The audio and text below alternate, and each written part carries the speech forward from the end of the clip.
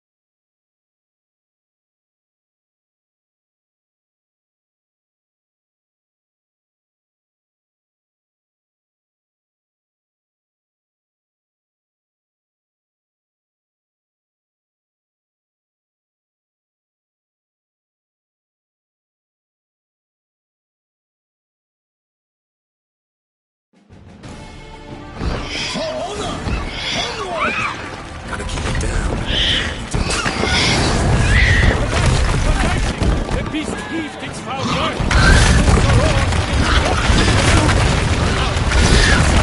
One mighty pound. Right to the beast. Its plans confound. Out with flame. And thus the witch's life was shut. All our hopes, alas, had turned to dust. The fate of the beast had been weighed by the gods. Soon the witches had triumphed against the odds.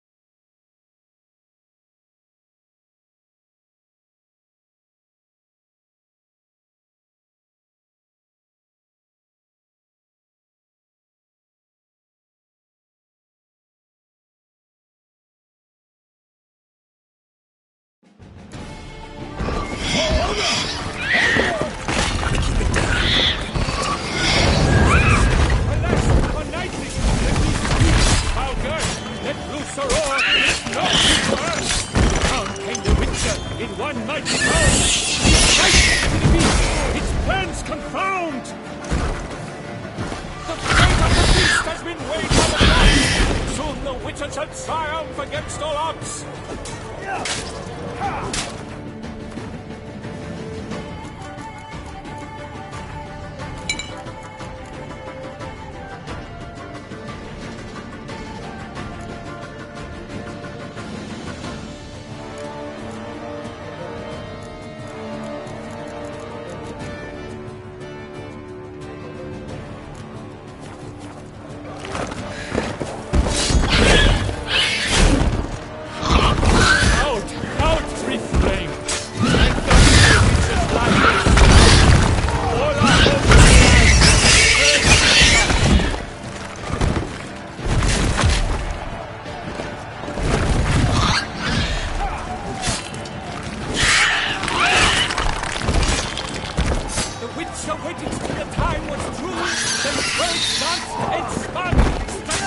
master that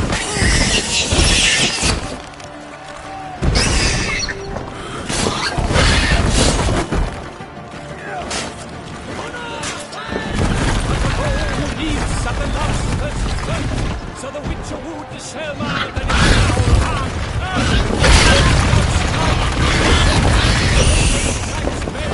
Shellman's cries ring aloud, that transforms into jelly.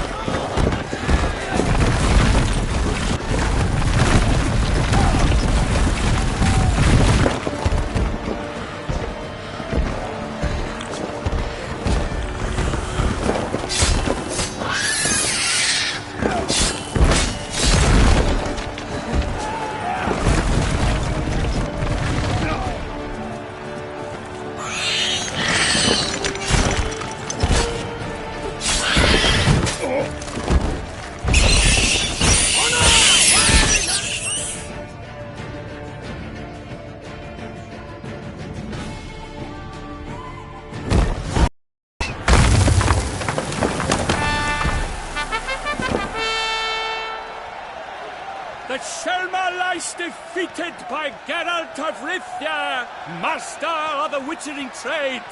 Behold, as the last gasps of life seep from the beast.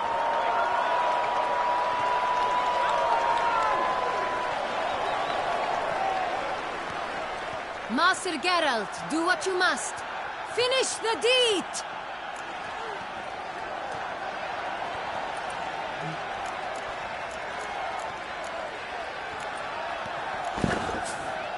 Monster's no threat. No need to kill it. A victor may always show mercy. It is his right. Long live Geralt the Merciful! Pikeman, see to the beast.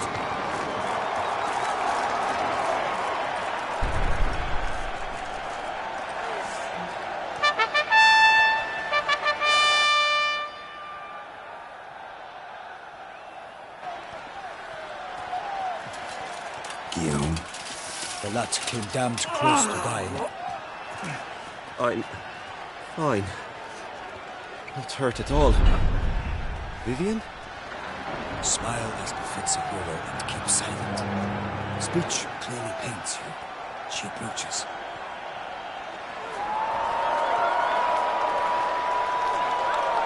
Geralt. We must talk. Vivian. You shall talk later, in the medic's tent. Geralt, magnificent, breathtaking. Your Grace. We knew that to summon you was a brilliant idea. We are delighted, ravished to have struck upon it. And I'm truly, honored. See to our young hero. Hop, hop. For we must make off with Geralt. We should talk. We had been long awaiting your arrival. Had nearly lost hope.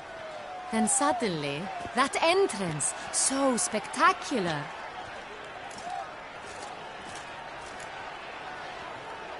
Your Grace. Shaelmars are dangerous creatures, even to knights in full-plate armor. Nonsense. In Toussaint, knights have battled beasts for mere glory since time immemorial. True. Guillaume suffered a few bumps, scars, and bruises, but in return gained eternal glory as he who slew the monster. What about the crowd? Say the Shaelmar had vaulted into the stands. Would have been a massacre. Geralt, though we value your fortuitous intervention in the arena, we would remind you your services have been retained, and as shall soon become clear, you will be generously compensated for completing another task altogether.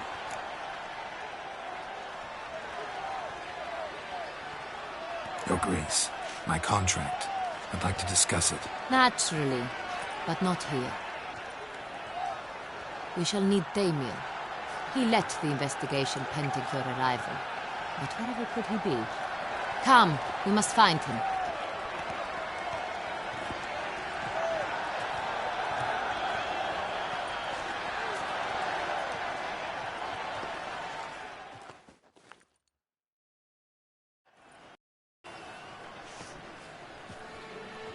Tell us, have you come alone? Or did Viscount Julian accompany you? Wish to see Dandelion, Your Grace? Yes. I mean, no. Yes. But solely to tell him we regret. Yes, deeply regret rescinding the death sentence we so justly handed down upon him. If we could turn back time, we would make certain he sat in a tower till he rotted. No, we would ensure he was broken on the wheel, then drawn, hanged, and quartered.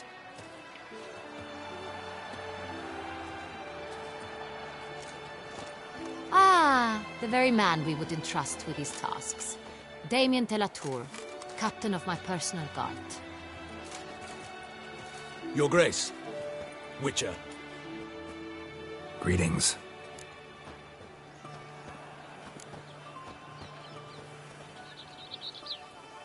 Sorry to have to tell you, but the guardsmen handling the last victim's body... I know already. The creature in the cellar of Corvo Bianco. Was it the beast? No. A Bruxa, a kind of vampire. Not the beast, but tied to it in some way. You know this how? Through careful analysis of the evidence, both on the riverbank and at Corvo Bianco. Do you mean to insinuate the investigation thus far has been sloppy? Geralt insinuates nothing of the sort. We must listen to him attentively. I examined the body of the beast's last victim. Might have found something. Need to analyze it. A quiet place, that's what I could use most right now. And maybe the help of an alchemist or a mage. Also like to hear all you know about the previous victims. Take it Sir de la Tour is my man for that. Firstly, call me Damien, please. Secondly, you should know I spoke against summoning you here. I've heard much about you. You bring trouble, or thus far have, always. And we've enough trouble as it is. Yet we are capable of defeating the beast on our own, without an outsider's help. I've no doubt about it. Damien, we settled the matter of the Witcher's employ some time past. Definitively. Since you have broached it nonetheless, let us discuss Geralt's pay. Are the legends true? Do Witchers usually demand that which you find at home, yet did not expect?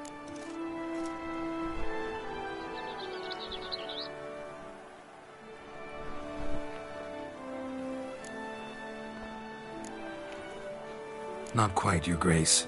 Law of surprise, it's something we invoke at times, but rarely. Usually we just take gold. Disappointing. This law sounds rather romantic.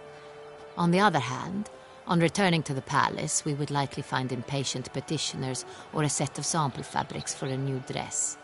Poor rewards, both. I fear you'd not have much use for any of the surprises we are likely to come upon. Thus, we've decided you shall receive the deed to a vineyard, Corvo Bianco, and the sum of coin. You will doubtless consider this adequate.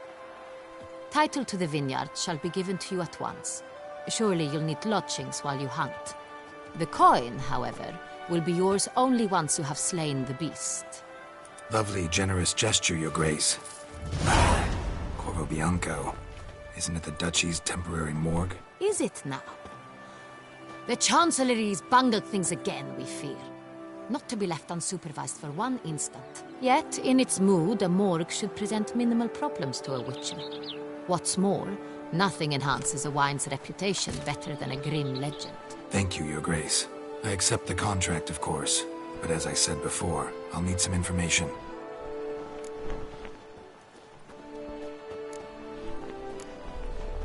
How'd it start? Who was the first victim? Crespi was the first to die. He was famed once for his many glorious tournament victories. Then he grew old, hung up his sword, and took to winemaking. Crespi was not loved by the wine merchants. He was ruthless in business and thought to cheat many a time. He asked us for a dispensation from all court ceremonies. We did not grant it. We could not. Once you've taken the oath of a knight, you remain a knight till death. How'd he die? Where'd they find the body? Quite unusual, the circumstance. He was at a feast when suddenly one of his fellow feastgoers noticed he was missing. The town watch found him an hour later. On his hands and knees, propped against the town pillory, his sword hanging from his neck. He had died of wounds inflicted with claws, not a weapon.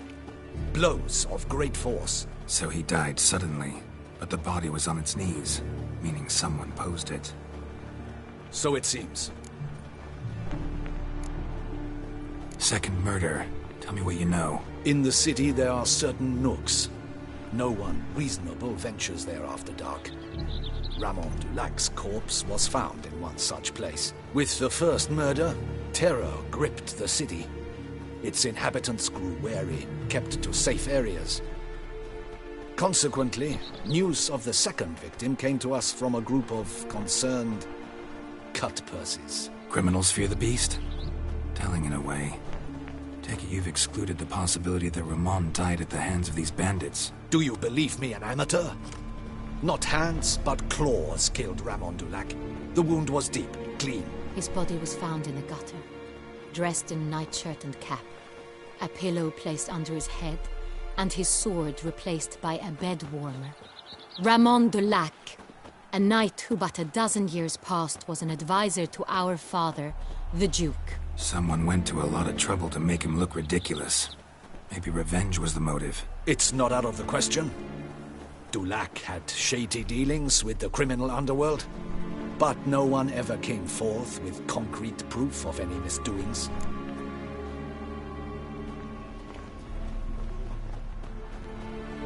So, first two victims were knights, best years behind them. The same could be said of the third. Sir Delacroix was wont to claim that in modern times knights face new challenges, enterprise being the latest addition to the chivalric virtues. He made a veritable fortune in the grain trade. Palmerin even nicknamed him Sir de la Stinchi. Found a coin pouch on his body. Contained florins dating from various times, hailing from different provinces of the Empire. Delacroix loved coin, true, but had no patience for numismatics. Lots of similarities between the victims. All the bodies were found in strange places under extraordinary circumstances.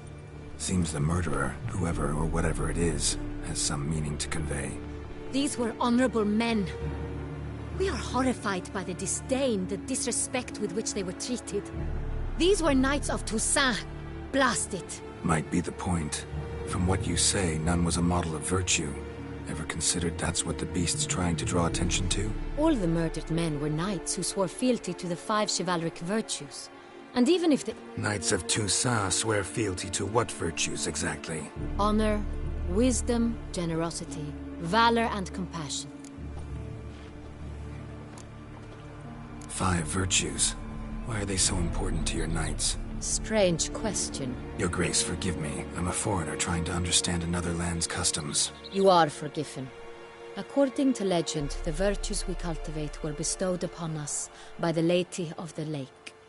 How we truly came to espouse them, none remember. In Toussaint, we believe men of low birth should be simple-hearted and obedient. We expect much more, however, of our knights. They are to be soldiers and courtiers, lords and servants. Thus the need for clear moral guidelines. At the time of his dubbing, a knight vows to demonstrate throughout his life honor, wisdom, generosity, valor, and compassion. Beast seems to be pointing up moral decay, denouncing it. Victims were all humiliated. Might have been murdered to emphasize their lack of specific chivalric virtues. Honor compromised by the pillory. Wisdom by ridicule. Generosity by a coin pouch shoved down a throat. It seems to fit, true, though not perfectly. Can't discount the theory if it's on the lips of everyone in town. Say our reasoning's right. Next murder will be just as showy and denounce the victim's lack of the 4th virtue, valor. We can also assume that victim will be an elder knight. Let's think. At the moment, all the knights are either at the tourney grounds or in the palace gardens. Our annual hare hunt shall begin there shortly. Have you heard of the custom? Milton mentioned something. Seemed excited to prance around in a bunny costume. Not sure why. Hang on. Strange circumstances. A knight advanced in years. The famed cowardice of rabbits. Could it be that simple?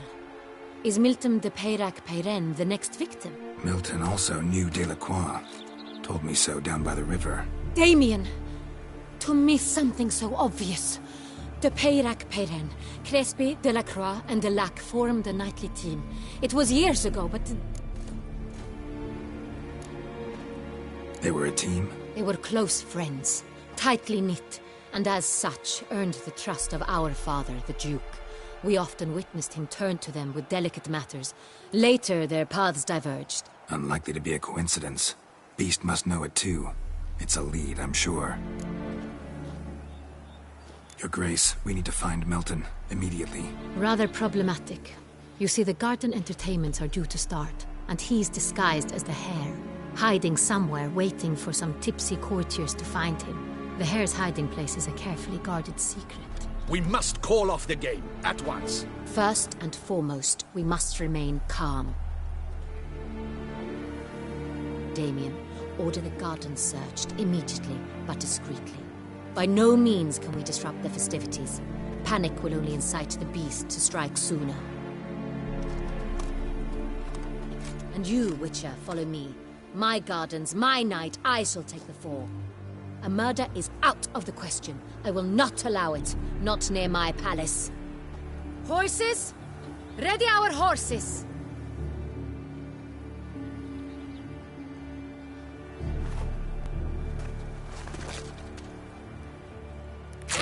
Your Grace!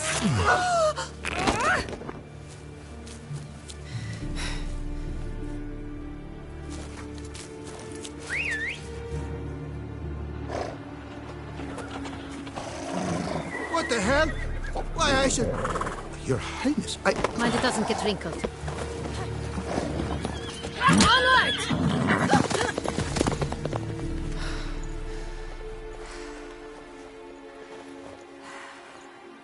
Hey! That is silk! Be careful! Give it to me!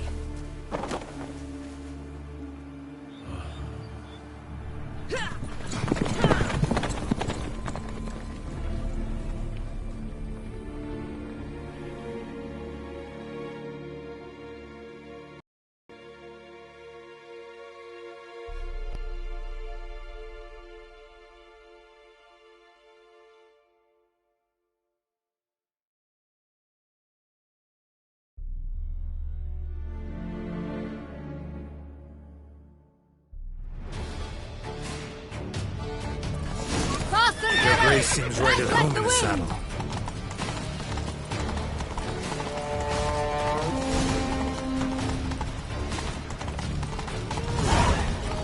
Clear a path! Clear the way, I said!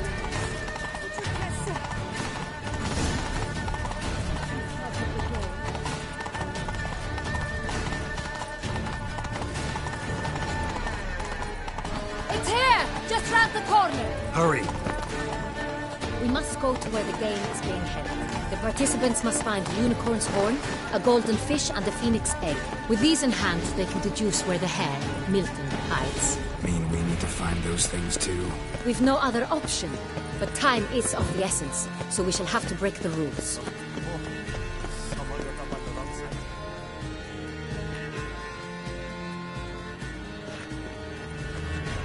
On second thought, through here.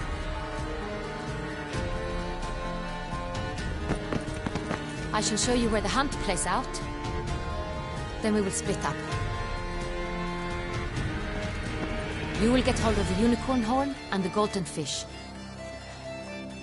while I nab the phoenix egg. That will be quickest.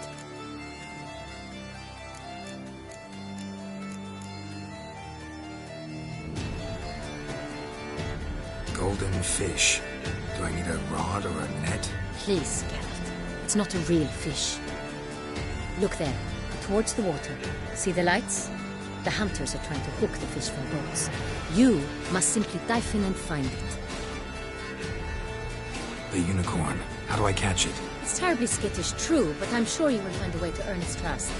It runs around over there, look. The golden fish and the horn both contain things or clues that will help us find Milton. Once you have fish and horn, find me among the other phoenix egg hunters. All clear? Then let's get to it.